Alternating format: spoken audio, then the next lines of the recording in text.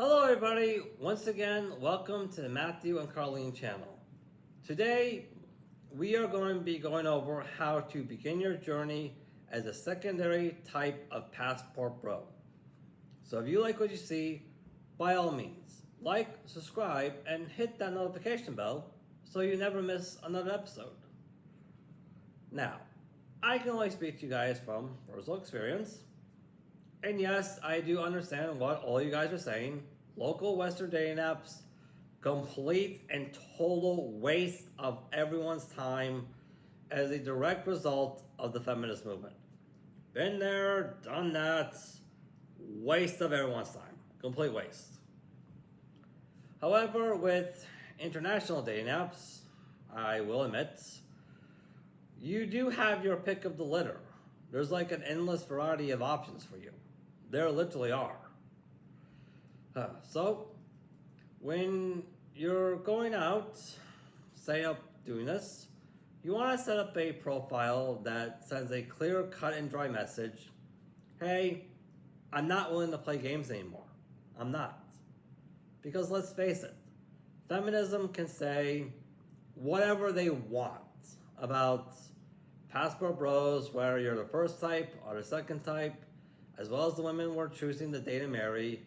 They can say passport bros are just dusty men who can't get a real woman, whatever that is anymore. Am I right?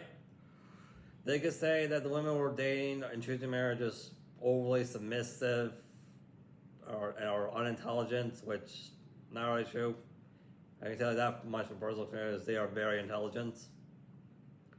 However, when you look into everything that goes into making something like this work, like navigating the visas processes, going through immigration, relocation, cultural changes, etc., you name it.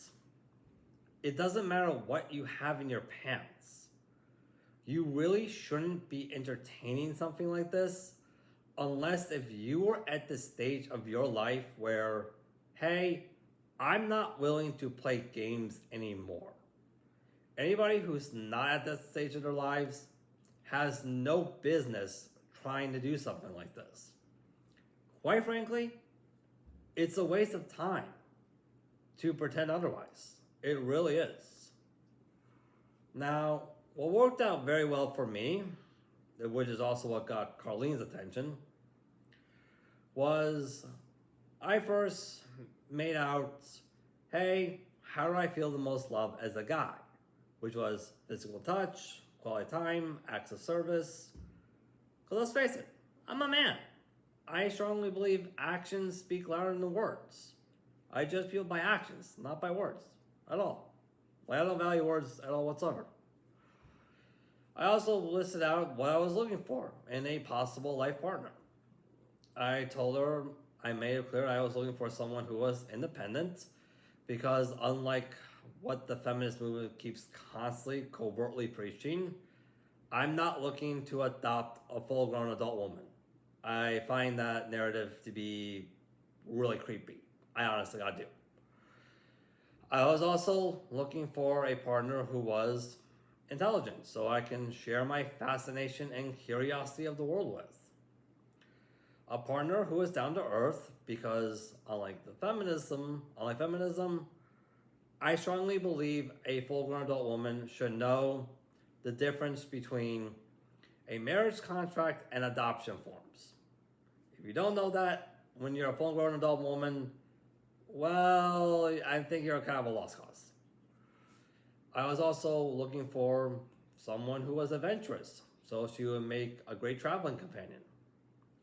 Someone who's open-minded, so I can talk to just about anything.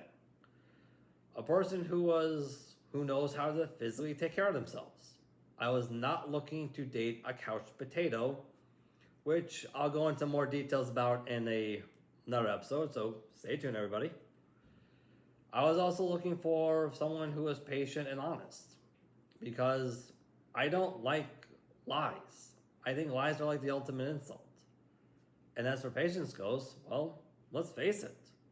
In order to successfully be a passport bro, you need patience.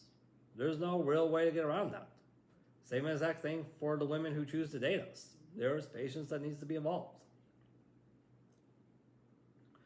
Now, as for what I was planning on offering my partner for fulfilling all these requirements, I made it clear to her I was willing to share all the, and that's the key word, share, not give. I was not willing to give all this stuff over on a silver platter. But I was willing to share with my partner all the stuff I worked so hard for to earn and live with. I was also willing to be the person in my partner's life who she can talk to and ask for anything with limitations in mind, without ever worrying about like harsh judgments or lashing out.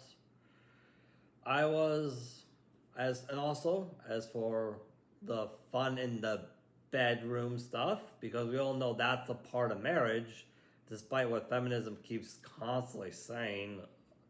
Oh my god, I think those lies of feminism are insane, but I'll discuss that in another YouTube video. Well, I was willing to be open-minded enough to do anything that's required to fully satisfy my partner, and the only thing I ask in return is that my partner be just as committed to me as I am to her.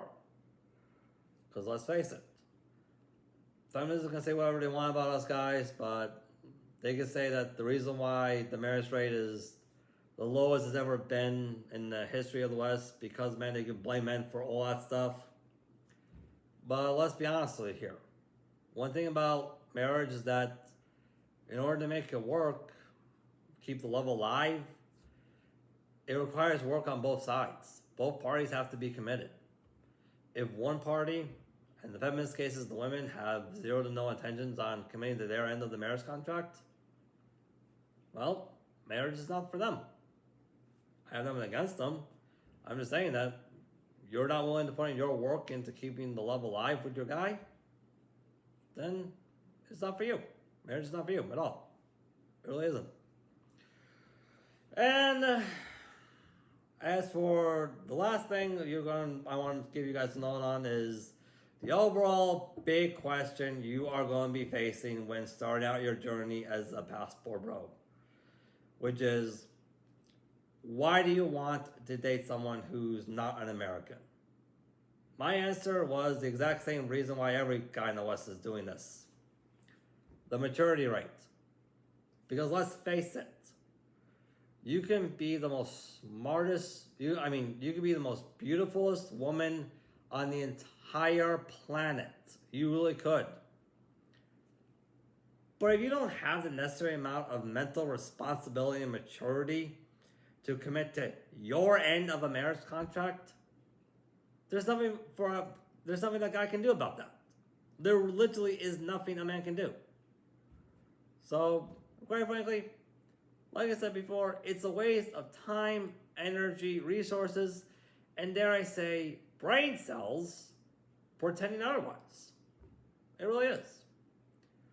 So, that's all I gotta say for right now.